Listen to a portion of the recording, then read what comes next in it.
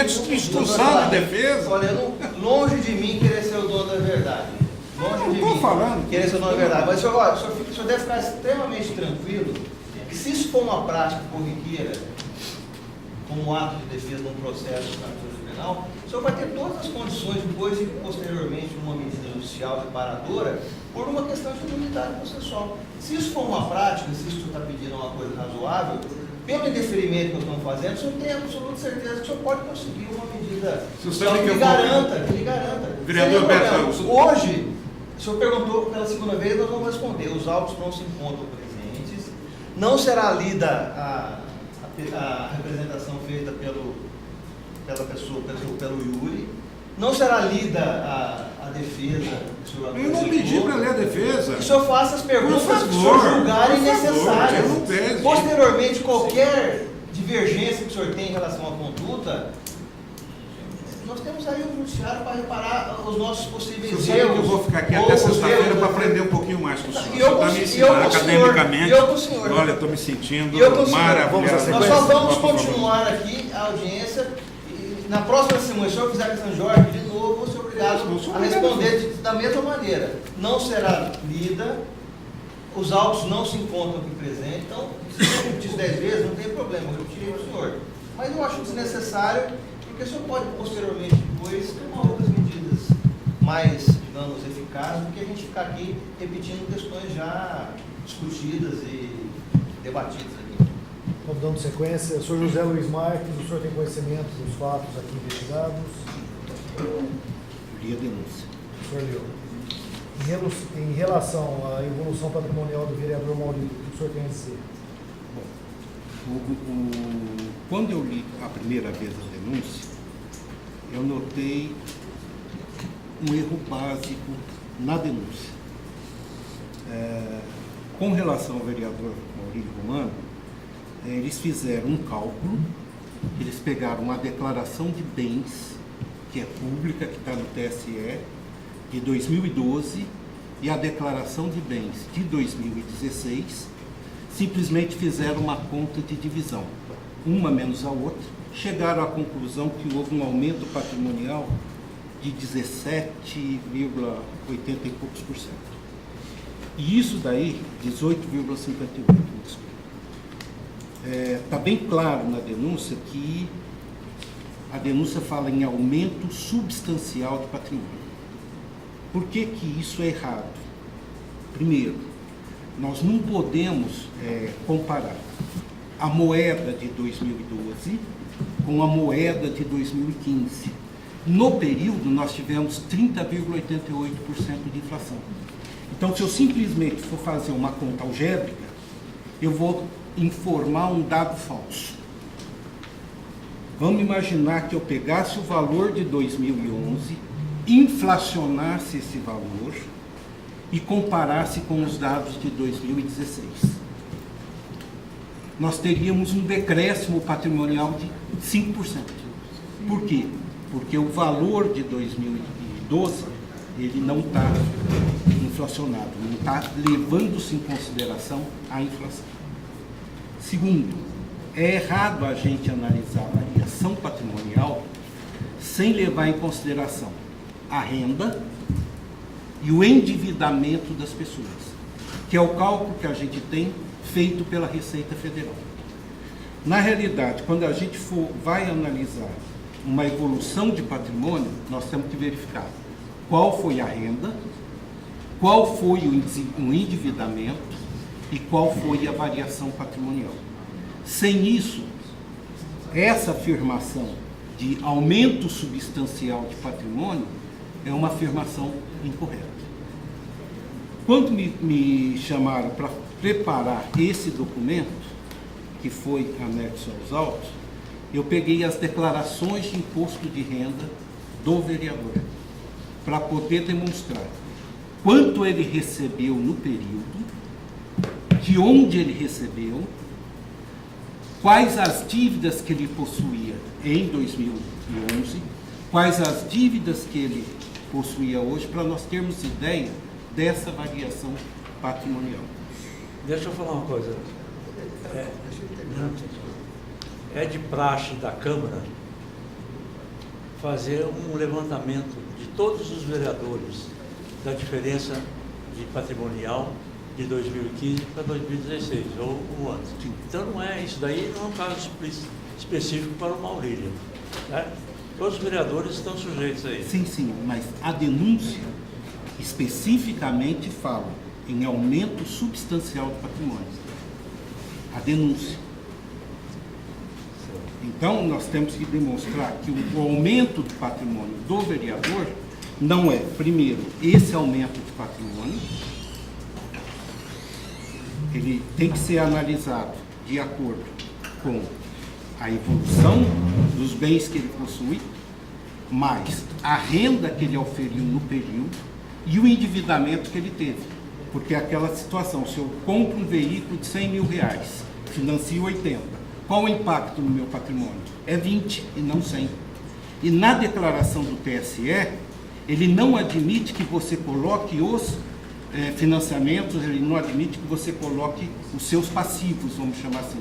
Então eu coloco que eu tinha um veículo de 50, passei a ter um veículo de 100, pela declaração que eu faço ao TSE, e a Câmara também tem acesso a isso, você vai ter que houve um aumento de 50, mas se teve um financiamento, o aumento foi menor ou até negativo.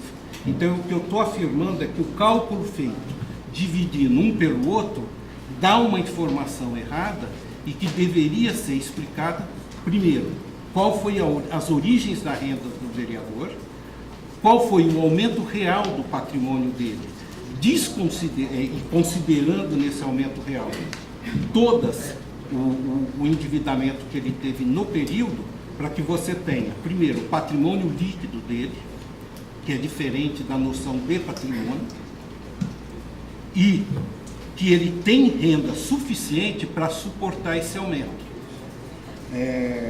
A gente vai falando, mas na conclusão, o vereador ele teve no período uma média de 24 mil reais de rendimentos por mês.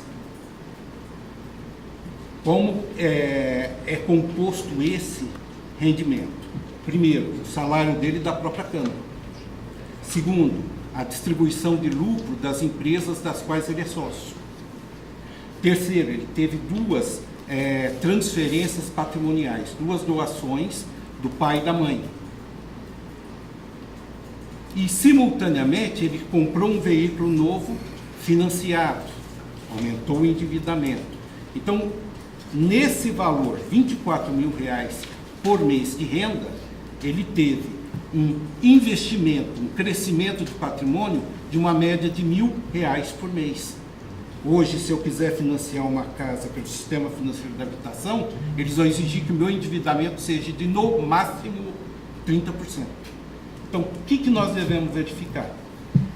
Que um aumento de patrimônio de R$1.000 por mês não é, como diz a denúncia, um aumento substancial do patrimônio. Não compreendido. Tá? Essa que é o raciocínio. José, qual a sua relação com o vereador Maurílio? Olha, nenhuma. Eu sou ex-professor e fiz algum trabalho para o pai dele, um trabalho de perícia contábil em uma ação, e ele me contratou para que eu fizesse esse trabalho para auxiliar a defesa. O senhor tem conhecimento sobre uma troca de apoio de empregos na Câmara? Não. Prefeito representado? Não, só o que diz a imprensa. Só o que diz a imprensa. Em relação à contratação de funcionários de forma irregular, também o senhor Também não. Não. Pois não, presidente. Minha parte, ok. Uma parte, doutor. Senhor presidente, eu queria que, depois desse magnífico depoimento técnico que enriquece a defesa, eu só que gostaria de ouvir do depoente a sua qualificação técnica. A sua qualificação técnica. Eu sou administrador de empresas, me formei aqui em Ribeirão Preto, na Universidade de Ribeirão Preto. Sou mestre em Ciências Contábeis e Atuariais pela Pontifícia Universidade Católica de São Paulo. Fui professor durante muito tempo na Faculdade de Administração da USP Ribeirão Preto. Me aposentei já e trabalhei com o PNUD, Programa das Nações Unidas para o Desenvolvimento, para a montagem da administração da República Democrática de Angola. Ainda trabalho como consultor de várias empresas aqui em Rio Grande. Só para concluir, senhor presidente, senhor relator, se ele, manuseando esses documentos que envolveram a análise para ele, a elaboração do laudo, se ele percebeu alguma discrepância nessa questão do Maurílio, assim, pudesse chamar atenção, sobretudo porque se diz aqui que existe no depoimento, na denúncia, que existe um aumento, uma variação entre aquela de 2012 para agora de 18,58. Se isso poderia explicar, se está embutido, se foi incluído aqui no raciocínio técnico do depoente, foi considerado também o processo, os índices inflacionários. O senhor discorreu já sobre isso? Eu discorri. Na realidade, eu fiz um demonstrativo, só vou olhar porque a cabeça já não está funcionando tão bem, né? Em 2011, tá? O vereador ele tinha um patrimônio, e esse patrimônio são só os bens, tá? Bens e depósitos em conta corrente, no valor de 1.215.000. Só que ele devia para o banco 431.000. Então, o patrimônio dele real era de 784.000. É aí que eu falo que a discrepância da própria declaração que os vereadores ou qualquer funcionário público tem que prestar perante aos órgãos. Nós só declaramos os bens, nós não declaramos o que a gente deve. Então, isso dá uma discrepância muito grande quando você vai analisar a questão patrimonial. Então, ele tinha, partindo de um patrimônio de R$784.000, que era o patrimônio dele líquido, em 31/12/2011, que foi a base para a declaração que ele fez em 2012, a 31/12/2015, que foi a base que ele fez para declarar ao TSE em 2016, eu tinha 784, passamos para 844. Na realidade, nós tivemos aí uma variação em torno de R$100.000 no patrimônio dele. Por que houve esse aumento de patrimônio? Primeiro, por causa da renda. E segundo, por causa do aumento do endividamento dele. Ele devia 451.000 em 2011 e passou a dever 531.000 em 2015. Então aí está basicamente o que aconteceu com o patrimônio dele. Cresceu esses 100.000 em função do aumento do endividamento dele. Ele contraiu mais empréstimos no período para garantir esse aumento patrimonial. E se vocês notarem, é basicamente o aumento do patrimônio com o aumento do endividamento são números quase que iguais. A diferença é muito pequena. Mas o endividamento deve ser da empresa, né? Não, o endividamento é dele. Pessoa física. Nós não olhamos absolutamente nada de empresa. Só olhamos, na realidade de empresa, o que foi eventualmente distribuído de lucro para ele, porque hoje ninguém mais paga pro labore, se faz distribuição de lucro da pessoa jurídica para a pessoa física. Então, para o senhor ter uma ideia do rendimento dele total, ele teve um rendimento total de 1.400.000 no período. Desse rendimento, 1.400.000, R$675.000 representa lucros que ele recebeu das empresas dele. 45.000 foi variação patrimonial que ele recebeu da mãe e 135 variação patrimonial, doações que ele recebeu do pai. Então, mais da metade dos rendimentos dele no período foram originárias na rádio e doações do pai e da mãe para ele. A Câmara Municipal representou R$ 622 mil no período. Ou seja, só de rendimentos ele teve no período mais que o valor do patrimônio dele todinho. Então não há aumento de patrimônio.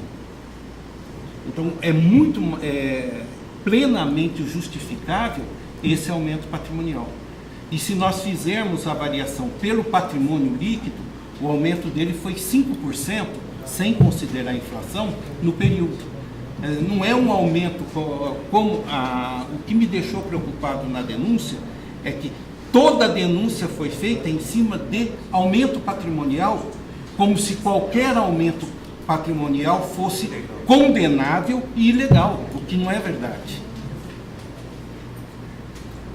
Então, isso que deveria ficar bem claro, que no caso do vereador Maurílio, todo o aumento patrimonial dele, que foi de 5% no período, está suportado com rendimentos legais que ele teve nas empresas e na Câmara Municipal.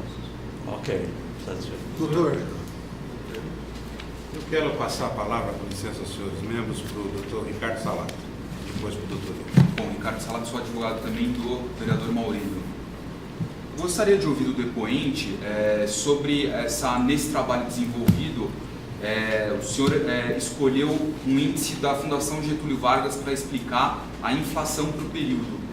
Infelizmente nós não estamos com os autos aqui, mas o senhor deve ter cópia do trabalho desenvolvido. Pelo que eu me lembro, representou 30% desse período de 4 anos. O senhor pode esclarecer o porquê da escolha desse índice inflacionário da Fundação Getúlio Vargas e por que ele ultrapassou essa variação patrimonial de 18%?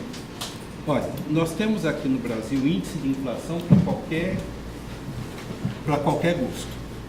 Normalmente se usa o IPC, Índice de Preço ao Consumidor, do IBGE. só isso. Tá. O IPC do IBGE, que é um índice maior. Existe o IPC da FIP, que ele é um pouquinho menor que o IGPM da Fundação Getúlio Vargas. Aí nós temos o INCC, o Índice de Preço ao Consumidor, vários índices. Eu escolhi o índice da Fundação Getúlio Vargas por ser um índice médio, para você não trabalhar com um valor mais alto de inflação ou com um valor menos alto de inflação. No período, para que vocês tenham ideia, a inflação de 2012 foi 7,81%. De 2013 foi 5,55%. De 2014 foi 3,67%. E de 2015, 10,54%. Quando você faz a ponderação desses 4 itens de inflação, nós vamos chegar que o indexador, para eu pegar um número de 2011, 31/12/2011, e trazer para 31/12/2015, é 30,388%. Nós desacostumamos como país a inflação. A gente não está levando em consideração a inflação para nada. Mas uma análise maluca, a coisa mais boba do mundo. Se eu pegar o índice de variação patrimonial dele no período, 18,58%, e comparar com o índice de inflação, a gente já vai perceber que não existiu o aumento patrimonial real. A própria inflação comeu o aumento patrimonial real. Continuando, então, consta da denúncia, por notícia de jornal, uma variação patrimonial positiva de 18%. Sim. Pela leitura da notícia jornalística, foi utilizado o critério inflacionário para chegar a esse resultado? Não foi. Simplesmente, quando pegaram esses índices e colocaram no jornal, eles simplesmente fizeram uma conta aritmética. Patrimônio hoje dividido por patrimônio lá atrás. O número que deu se publicou. E isso é errado, metodologicamente interno.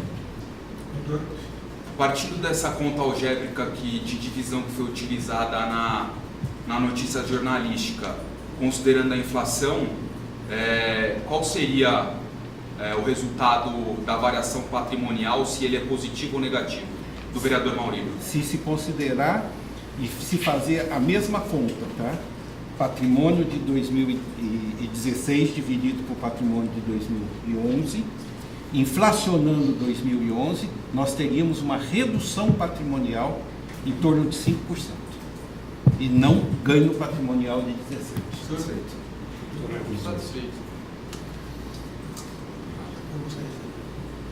Vereador Beto. Senhor, boa tarde. Mais uma vez eu queria que o senhor respondesse. O senhor foi contratado para a emissão de um parecer sobre as contas, sobre o patrimônio do vereador Maurílio, é isso? Sim. Além desta contratação deste parecer, o senhor já prestou algum outro tipo de serviço ao vereador Maurílio, como vereador ou como pessoa física? Ao vereador, não. Eu fiz um outro trabalho, Marcelino Romano Machado. Para o vereador, esse é o único único trabalho que eu realizei. O senhor já trabalhou com o vereador Maurílio Romano Machado em alguns dos seus mandatos? Não. Como assessor parlamentar? Não. Mesmo porque eu não sou eleitor de Ribeirão Preto. Então eu tenho pouco conhecimento da política Ribeirão Preto. O senhor teria conhecimento se há ou não uma relação de amizade ou de proximidade entre o vereador Maurílio Romano Machado e o proprietário da empresa Atmosfera? Não. Não tenho. Eu conheci o vereador Maurílio agora, pessoalmente, quando eu fui fazer o demonstrativo do trabalho para ele e para o pai dele. O senhor é residente em Ribeirão Preto? Sou residente em Ribeirão Preto. Na condição de residente, de cidadão ou de interessado naquilo que acontece na política local, o senhor tem por hábito acompanhar as sessões da Câmara, as votações que acontecem na Câmara, o posicionamento dos vereadores, em especial do vereador Maurílio? Não. Nunca conheceu? Nunca fui à Câmara. Nunca demonstrou? Não. Nunca foi atrás? Só isso. O senhor tem alguma coisa a acrescentar, senhor José? Eu gostaria de falar alguma coisa, mas eu acho que os advogados vão completar melhor da forma jurídica.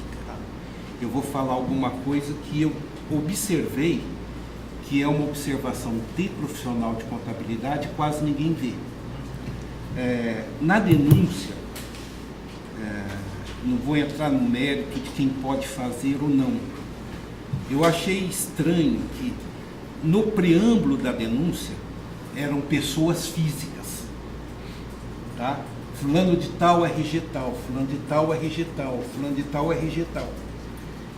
No final da denúncia, quem assinou foram organizações não governamentais, com representantes que estavam identificados em cima.